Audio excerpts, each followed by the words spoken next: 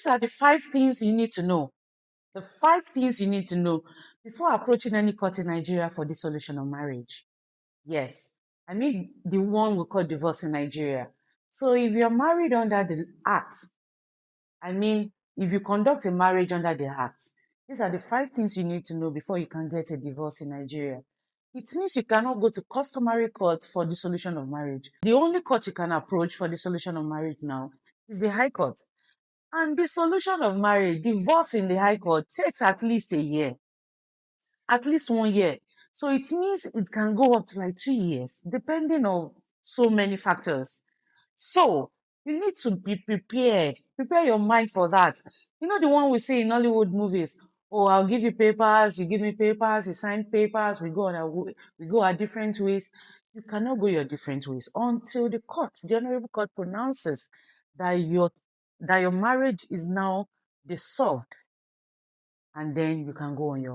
The second one is you cannot afford to hide a part of your marriage from the court.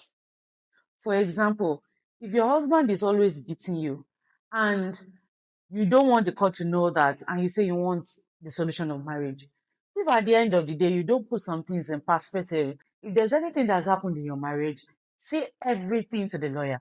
Then your lawyer will know the best way to put it, or the right way to put it, or the right things to write, or the ones to keep away from court. If you don't want it to be messy, that is the second one. Then the third one is the solution of marriage is done in the open court. It is not done in the chambers or in a way that the court will order other people to leave the courtroom. No, unlike defilement cases. The court allows other people to be in court when this matter is being heard. So the solution of marriage is done in open court. So you have to be ready for that. If you're a very private person and you don't want your matter to be heard in open court, then the solution of marriage may not be for you. The fourth one is custody of your children is not automatic. Tell the court that you want the custody of the children to be awarded to you, and you think the court should do that automatically.